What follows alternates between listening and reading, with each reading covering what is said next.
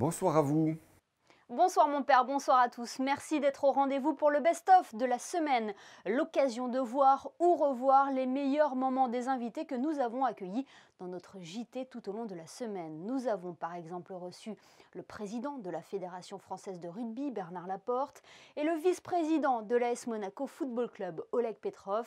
Nous avons aussi parlé du Conseil économique, social et environnemental avec Caroline Rouguignon, de religion avec la fête de l'Ascension ou encore du championnat du monde de Formule E avec son fondateur Alejandro Agag. Puis il aura été question aussi de basket et du sacre de la Roca Team en Eurocup dans notre émission spéciale grand format. Sans plus attendre, voici le best-of de la semaine. Et oui, donc je suis influenceur pétanque, donc ça fait un peu rire au début.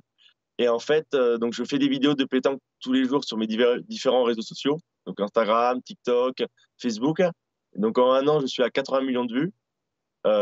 Donc c'est assez exceptionnel pour les vidéos de pétanque. Donc moi, je dis que je suis influenceur pétanque parce que en fait, j'influence les gens, les personnes à jouer à la pétanque. Vous voyez, j'ai reçu plus de 2000 ou 3000 messages de personnes qui me disent ah, je veux tenter de la pétanque, je veux acheter des boules, donc donnez-moi des conseils. Et donc c'est super, je suis vraiment content et c'est partagé à plus d'une cinquantaine de pays. Et je parle avec vraiment des personnes du monde entier qui veulent tester la pétanque. Et pour moi, c'est ça le mot influenceur pétanque. Et voilà, donc je me régale à faire mes défis et à promouvoir la pétanque à ma manière. Moi, je suis depuis très longtemps dans le monde du motosport. Je faisais les courses, j'avais ma propre écurie dans GP2, ce qui est aujourd'hui Formula 2, et j'étais toujours passionné des courses. Mais ça fait déjà au moins 15 ans, j'ai commencé à réfléchir qu'il fallait mettre l'environnement et le motosport ensemble, faire une compétition qui pourrait aider à évoluer des voitures plus propres, la mobilité plus propre, et les voitures électriques peuvent jouer ce rôle. Pour moi, Monaco, c'était du début un rêve. Je voulais toujours être à Monaco avec la Formule E. Cette année, la grande première, c'est on est championnat du monde et on a fait le grand circuit de Monaco qui fait bien sûr une des parties plus importantes de l'histoire des courses et maintenant aussi de l'histoire de la Formule E. On était très contents et je suis très content qu'on a donné au public monégasque un spectacle de course fantastique. Bon, ce n'est pas que seulement que je suis fier, je suis content d'être là. Si vous pouvez imaginer le nombre de personnes qui m'ont dit que j'allais jamais arriver, j'avais jamais faire la Formule E. Et une fois qu'on a commencé, le nombre de personnes qui m'ont dit tu seras mort dans un an ou dans un an et demi, il ne va plus avoir de Formule E. Personne ne va vouloir courir, t'avoir pas de pilote, t'avoir pas d'équipe. D'être ici après 7 ans, avec cette force, avec cette énergie, avec ce moment. Et je pense qu'après la pandémie, l'environnement, c'est encore plus une priorité. Et les voitures électriques, je pense, vont avoir une adoption beaucoup plus rapide maintenant. Je pense que la Formule E est dans le meilleur moment de sa vie et avec un grand futur. C'est un nouveau chapitre, je peux dire, dans l'histoire de notre club. L'idée est moderniser l'appel, moderniser la perception d'AS Monaco. Et elle est composée des éléments différents comme le risque rapide. Nous avons pensé que pour montrer le nouveau visage du club, je peux dire comme ça, c'est bon de faire le changement des logos. Nous sommes à la fin du championnat, très chargé, très intéressant, très, je peux dire comme ça, très haut. Je pense que c'est un moment parfait pour ce changement. Moi, je n'étais pas, comme on dit dans le jargon, un aficionados il y a une dizaine d'années. Puis petit à petit, dans l'amour des matchs, etc., je me suis rendu compte d'une chose, c'est qu'il y a beaucoup de vitesse au jeu, il y a beaucoup d'essais, il y a beaucoup de passes. On voit le ballon en permanence. Donc ce n'est pas le même sport que le rugby à 15. Nous, on a été mamellés au rugby à 15, c'est une évidence. Mais regarder le rugby à 7 est un réel plaisir. C'est un sport très très difficile. Point de vue cardio, ça c'est une évidence. D'ailleurs, beaucoup de joueurs à 15 qui vont s'essayer à 7, ben, la première analyse qu'ils font, c'est celle-là. C'est que ce n'est pas du tout le même rythme. En termes de cardio, c'est très très dur. C'est un sport très difficile, le rugby à 7. Le sport collectif, si on n'a pas de lien et d'affect, c'est compliqué. Donc on a profité des petits créneaux qu'on avait, au moins une fois par semaine, pour se réunir. Les réseaux sociaux ont fonctionné et on s'est entraîné régulièrement, une fois par semaine, presque normalement, avec quand même des conditions liées à la crise sanitaire. Le club a franchi pas mal d'échelons, on s'est occupé beaucoup ces derniers temps et ces dernières années de peaufiner au niveau des jeunes, de la formation, de l'encadrement aussi qui est diplômé et qui me semble, à mon avis, très très important pour l'évolution de ce club. Donc le président et l'ensemble du bureau ainsi que les éducateurs ont œuvré pour que ce club se forme et maintenant on s'accroche et on s'applique surtout à s'occuper du recrutement et surtout on se consacre à l'équipe 1. En 2018, s'est créé le groupe filles par l'intermédiaire de Fabien Camin et j'ai assisté au premier entraînement puisque j'étais encore entraîneur en rugby à 7 et j'ai voulu lui donner un coup de main parce que j'ai trouvé que la tâche était rude et à ce jour, il a actuellement une trentaine de filles engagées dans un championnat régional, donc que dire de mieux et le féliciter en tout cas. Moi, je voulais un peu partager ma passion, un peu faire vivre ça, que ce soit les matchs, que ce soit en dehors. Et puis ça a quand même pas mal accroché et je continue à diffuser ma passion du basket et de la Roca Team sur les réseaux avec ce biais-là. Oui, vous faites ça avec beaucoup d'humour. Hein. C'est le but aussi, c'est pouvoir montrer qu'on peut faire ça en s'amusant parce que c'est du basket, c'est du sport, ça reste un jeu. Ça permet de vivre le match différemment un petit peu parce que je suis en train de penser aux tweets que je vais faire quand il se passe une belle action. Je suis non-stop du début à la fin du match concentré dessus. J'ai pas le temps de me reposer et d'aller, on va dire, chercher une boisson dans le frigo parce qu'il y a toujours quelque chose à faire et ça c'est plutôt chouette. Disons que l'avantage c'est qu'avec les réseaux sociaux on arrive à être en contact pas mal avec les joueurs. On a eu pas mal de contacts cet été avec Will Yeguete par exemple qui lui a fait énormément de belles choses sur la principauté pendant le confinement et tout ça. Donc oui, ça aide. C'est vrai que le confinement avec les réseaux sociaux, on a pu pouvoir échanger un petit peu avec eux, c'était très sympa. On a gardé un petit peu ce lien et puis voilà, je sais qu'il y a des supporters qui échangent avec les joueurs.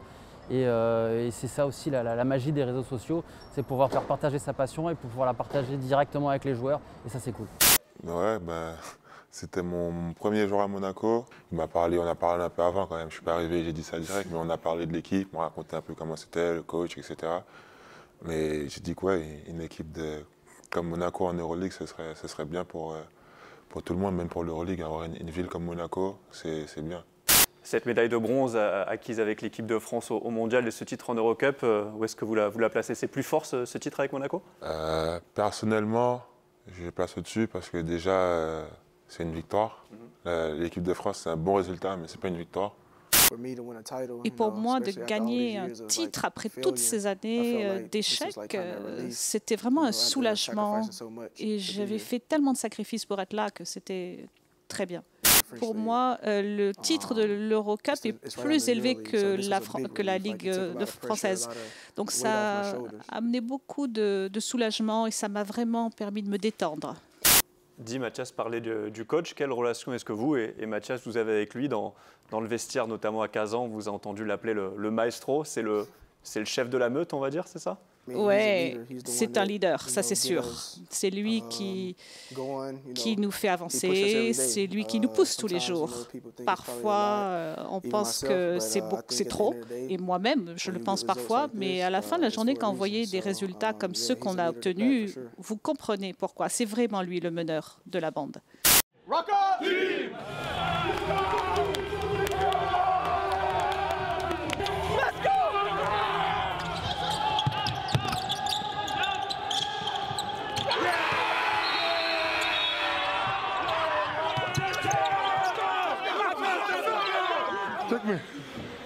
Check me, blood, daddy. Let's go!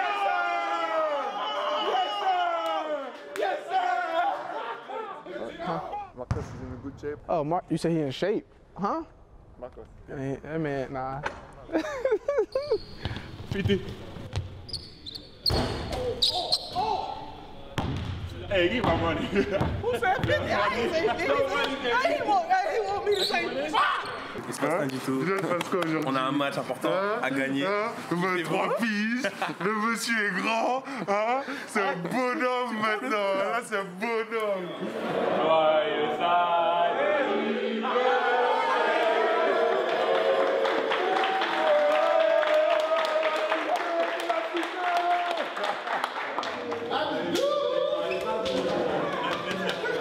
Moi, j'ai besoin de mon espace. Avant, je me mettais comme ça dans mon vestiaire quand il n'y avait personne. C'est vrai. Maintenant, t'es là, je ne peux plus faire ça. Après, Oui, mais moi je t'aime bien, t'es mon gars. Mais je sais que tu prends mon espace. Mais non, pas s'entendre.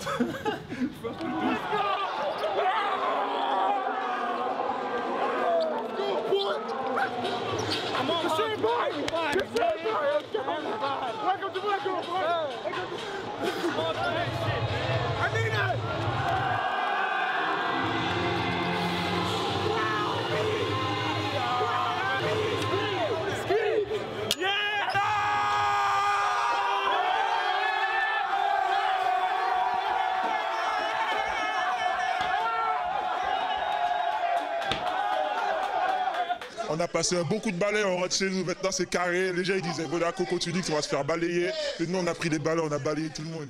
Mathias, on a un petit peu l'impression que vous êtes l'ambianceur du vestiaire, puis à chaque interview, vous nous délivrez des pépites. Balayer, le carré comme un kiri, tout ça. C'est votre rôle au sein du vestiaire? C'est ma personnalité, je suis moi-même, c'est tout. Hein. Je ne fais pas exprès, je ne sais pas d'être drôle. Après, je dis ce qui me passe par la tête. Les gens qui me connaissent savent comment je suis, mais ça fait rien, tant mieux. Oui, c'est un partage de bonne humeur. Et Mathias, quand est-ce que sort le tuto alors? Ah ça, waouh, faut rappeler des gens. Il y a 10 ans, c'est-à-dire il y a beaucoup d'équipes à rappeler. Il n'y a pas que moi qui peux faire le tuto. Moi, je n'étais pas là en N2. Donc, il faut rappeler ceux qui étaient là en N2. Il faut rappeler tout le monde. On fait le tuto. Après il y aura des envieux. Is it usual this? Yeah, a little bit, more and more lately. Is it pleasant? Yeah, for sure. You know, unfortunately, you know, we weren't able to have the fans this season, but it's always good to feel the love and positive energy that comes from, you know, the fans and the Roca team.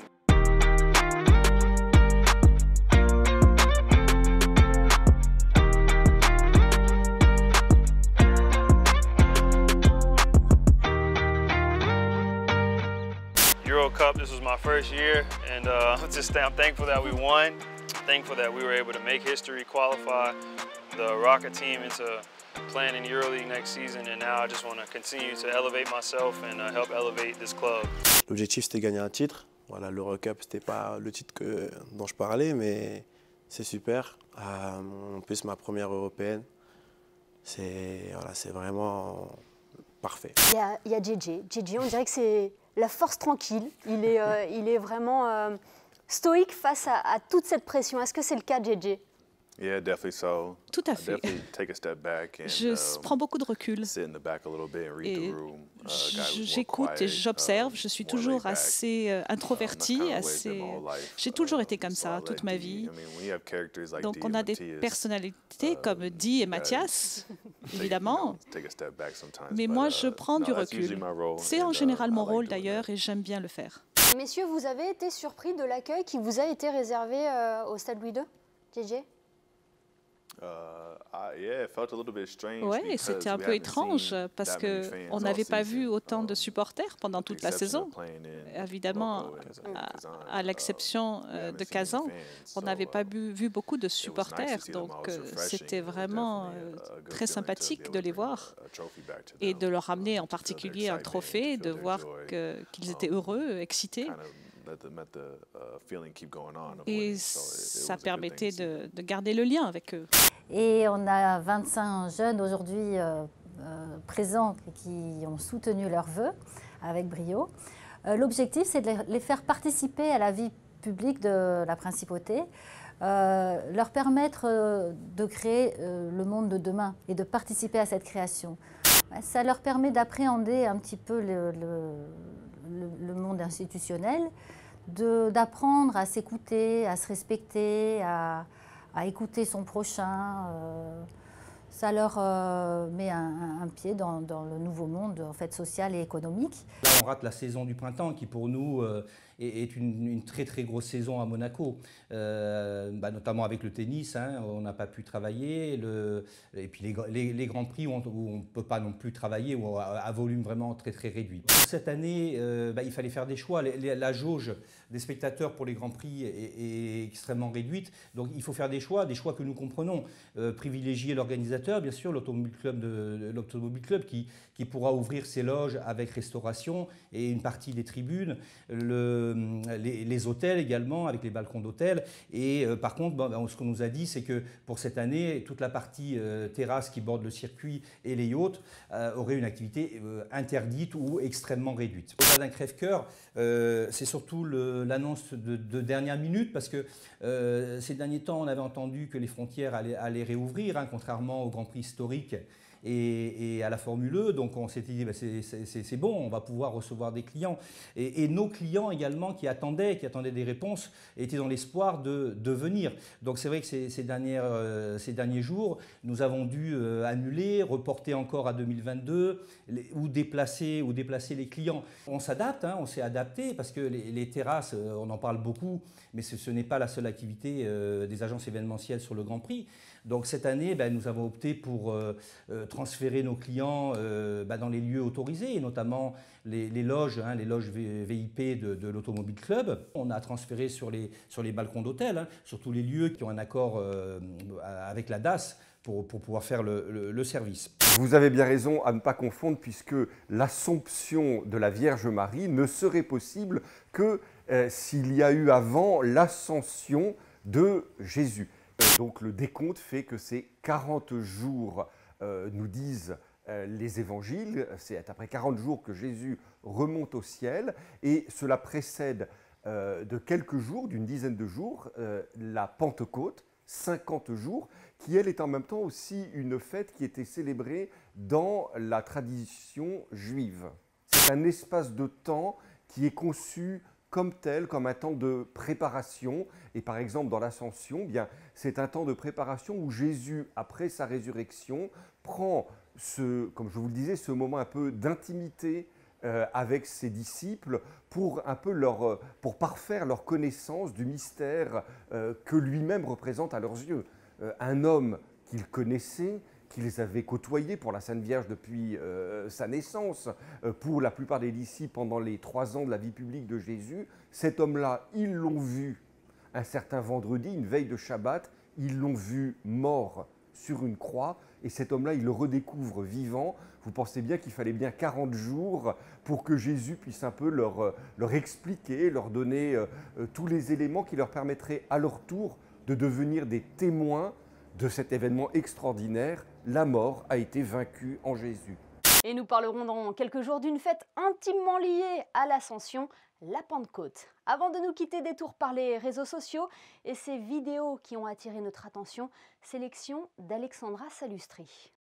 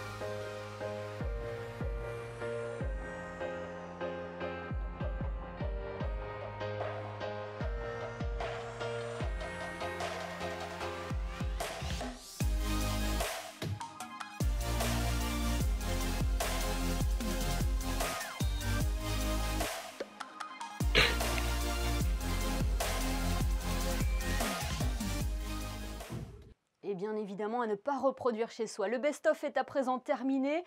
Merci de nous avoir suivis. Rendez-vous demain pour un nouveau JT, de nouveaux invités pour que vous soyez les premiers informés. Excellente soirée à tous sur Monaco Info.